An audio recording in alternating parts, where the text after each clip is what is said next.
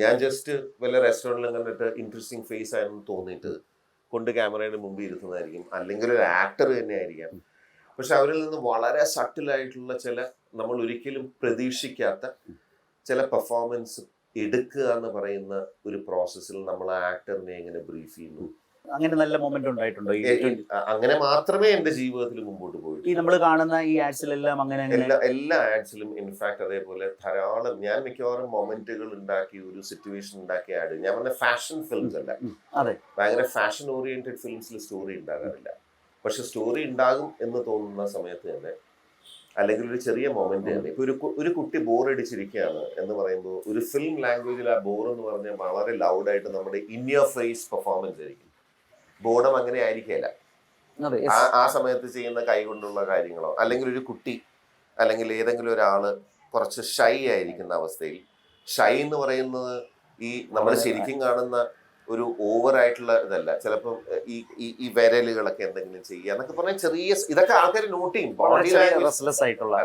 അപ്പൊ ഞാൻ പറഞ്ഞ ഇങ്ങനത്തെ പല ഡീറ്റെയിലിങ്ങും ഒരു ആക്ടറിൽ നിന്ന് ഞാൻ എക്സ്ട്രാക്ട് ചെയ്യുക എന്ന് പറയുന്നതാണ് എൻ്റെ ഏറ്റവും വലിയ ഇത്രയും നാളും എനിക്കുണ്ടായിരുന്ന എക്സൈറ്റ്മെന്റും. പെട്ടെന്ന് ഞാൻ ചോദിച്ചാൽ, അങ്ങനെ ഈ ജേർണിയിൽ അങ്ങനെ ഭയങ്കരമായി എക്സൈറ്റ് ചെയ്യിച്ച് അങ്ങനെ ഒരു കണ്ടെത്തി ഒരാളെ യൂട്ടിലൈസ് ചെയ്ത ഒരു മൊമെന്റ് ഷെയർ ചെയ്യാൻ പറ്റും ഏതെങ്കിലും ഒരു ആർട്ടിസ്റ്റ് അല്ലാത്ത ഒരാളെ ക്യാമറയ്ക്ക് മുമ്പിലേക്ക് കൊണ്ടുവന്നത്?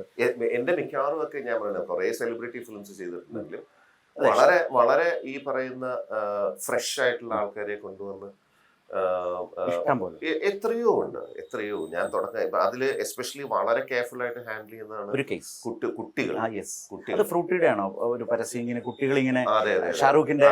അത് ആ കുട്ടിയുടെ അടുത്ത് പോയിട്ട് പറഞ്ഞിട്ട് കാര്യമില്ല ഇന്നത് ചെയ്യണം എന്ന് പറഞ്ഞത്. അപ്പം ഒരു കുട്ടി നമ്മൾ ചിലപ്പോൾ ഇന്നത് ചെയ്തു കഴിഞ്ഞാൽ അങ്ങനെ ബിഹേവ് ചെയ്യും, പക്ഷെ ആ ബിഹേവിയർ ഒരു രണ്ടാമത്തെ ടേക്കിൽ കിട്ടില്ല. കാര്യം അത് സർപ്രൈസിങ് ആയിട്ടായിരിക്കും ബിഹേവ് ചെയ്യുക. അതെ അതെ.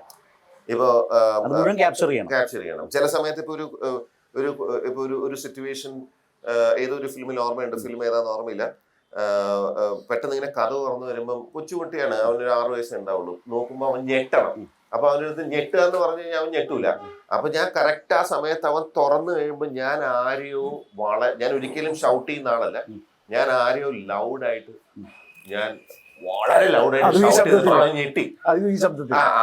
അപ്പൊ ഞെട്ടി. അപ്പം രണ്ടാമതൊരു ടേക്ക് അവന് മനസ്സിലാവും ഞാൻ ട്രിക്ക് ചെയ്തതാണ്. അപ്പൊ ഇങ്ങനെയൊക്കെ ഞാൻ പറയട്ടെ, എത്രയും റിയൽ ആയിട്ട് നമ്മളൊരു ക്യാപ്ചർ ചെയ്യാൻ പറ്റുമോ. ഞാൻ അതില് ആ ഫ്രൂട്ടിയുടെ പരസ്യത്തിലെ ഷാരൂഖ് ഖാൻ ഇങ്ങനെ ആസ്വദിച്ച് ഫ്രൂട്ടി കുടിക്കുകയാണ്. ഈ കുട്ടികൾ ഇങ്ങനെ ചുറ്റും ഇരുന്നിട്ട് അതിങ്ങനെ പല രൂപത്തിൽ ഇങ്ങനെ കൊതിക്കുകയാണ്. അതാണ് എൻ്റെ ഒരു ഇത്. പക്ഷെ പിന്നെ എവിടെയോ അത് കണ്ടിട്ടുണ്ട്, അത് വളരെ ക്യാമറകളൊക്കെ മാറ്റി വെച്ച് ഈ കുട്ടികളെ ഒരു തരത്തിലും എന്താ പറയുക കെയർഫുൾ ആകാതെ വളരെ വളരെ നാച്ചുറൽ ആയിട്ട് അവരെ കിട്ടാൻ ശ്രമിച്ചിരുന്നു. തീർച്ചയായിട്ടും. കാര്യം അത് അവരെ ഡിസ്ട്രാക്ട് ചെയ്യാതെ ചില സമയത്ത് ഡ്രൂൾ ചെയ്യണം. കാര്യം ഫ്രൂട്ടി ഒരാളിങ്ങനെ കുടിക്കുമ്പോൾ പണ്ടൊക്കെ നമ്മൾ ഞാൻ പറയട്ടെ, ഇപ്പൊ ഞാൻ കോളേജിലൊക്കെ പഠിച്ചിട്ട് ഞാൻ തിരിച്ച് വീട്ടിൽ പോകാനായിട്ട് ബസ് കാത്ത് നിൽക്കുന്ന സമയത്ത് കോളേജിന്റെ പുറകിൽ നിന്നുള്ള ബസ് കയറുന്ന അവിടെ ഒരു ബേക്കറി ഉണ്ട്. അപ്പൊ അവിടെ ഒരു ബേക്കറിയിൽ ചിലപ്പം അതിൻ്റെ അകത്ത് നമുക്ക് അപ്പം പെട്ടെന്ന് കഴിക്കാൻ തോന്നുന്ന, അല്ലെങ്കിൽ ആരെങ്കിലും കഴിക്കുന്ന ഒരു സമോസ അവരും കഴിക്കുന്നുണ്ടാവും. നമ്മുടെ ഈ പോക്കറ്റ് മണിയൊന്നുമില്ല, അതൊന്ന് കഴിക്കാൻ തോന്നും. അപ്പൊ നമ്മള് ആരും അറിയാതെ അവനെ നോക്കി നമ്മൾ തൊണ്ട ഇറക്കുന്ന ഒരു അവസ്ഥയൊക്കെ പലവരും പോയി കാണും അതുവഴി. ആ ഒരു സ്പേസ് അല്ലേ നമ്മൾ കൊണ്ടുപോയി. അപ്പൊ കുഞ്ഞിനോട് എങ്ങനെ പറയും? അപ്പൊ ഞാൻ പല സെറ്റപ്പുകൾ അവിടെ ഉണ്ടാക്കി. ചിലവർ അവരുടെ ഈ കുട്ടികളുടെ മുമ്പിൽ ഇരുന്നിട്ട് ഐസ്ക്രീം ഒക്കെ ഇരുന്ന് തിന്നും, കേക്ക് വലിച്ചു വാരി തിന്നും. പക്ഷെ 2 ടേക്ക് കഴിഞ്ഞാൽ അവർക്ക് മനസ്സിലാവും. അത് കഴിഞ്ഞാൽ അത് മാറും, പിന്നെ വേറെ എന്തെങ്കിലും സെറ്റപ്പ് കൊണ്ടുവരും. ഇതൊക്കെ ഒളിഞ്ഞു നിന്ന് ക്യാപ്ചർ ചെയ്യാതെ പറ്റില്ലല്ലോ. അല്ലെങ്കിൽ ആ അല്ലെ ഭയങ്കര അഡ്വർടൈസിങ് ആയി പോകും, ഭയങ്കര ആഡി ആയി പോകും. അപ്പം ഞാൻ പറഞ്ഞു വന്നതല്ല, സ്വയമായിട്ട് അഭിനയിക്കുമെന്ന് ചോദിക്കുന്ന ജീവിതത്തിൽ ഓഫ് കോഴ്സ്.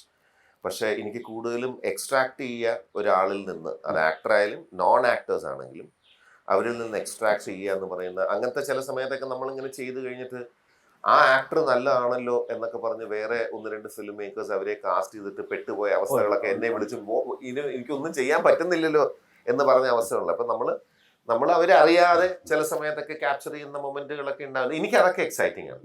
ആക്ച്വലി ഒരു ഫിലിം മേക്കിംഗ് എന്ന് പറഞ്ഞു കഴിഞ്ഞാൽ ഒരു മാക്സിമം പെർഫോമൻസ് എക്സ്ട്രാക്ട് ചെയ്യുക എന്ന് പറയുന്ന ഒരു കാര്യമില്ലേ, അതെന്നെ സംബന്ധിച്ച് എപ്പോഴും എക്സൈറ്റിംഗ് ആയിരുന്നു. ഓഫ് കോഴ്സ് ഈ പറഞ്ഞ പോലെ തുടരും കഴിഞ്ഞപ്പോൾ ഞാൻ എന്നെ തന്നെ റിയലൈസ് ചെയ്ത ഒരു കാര്യം കൂടിയുണ്ട്. ഞാൻ ഒരിക്കലും അങ്ങനെ അത്ര കോൺഫിഡൻറ്റ് ആയിരിക്കും ഞാൻ. ശരിക്കും ഞാൻ ഒരു ഇൻട്രോവേർട്ട് ആണ്. ഞാൻ ആൾക്കാരുടെ മുമ്പിൽ പോയി എനിക്ക് പരിചയമില്ലാത്തൊരു സ്ഥലത്ത് പോയി ഞാൻ ഇരിക്കുക, അതൊക്കെ. അപ്പൊ അങ്ങനത്തെ ഒരു സിറ്റുവേഷനിൽ ഇവരുടെയൊക്കെ സമയം കളയുമോ എന്ന് എനിക്ക് നല്ല സംശയം.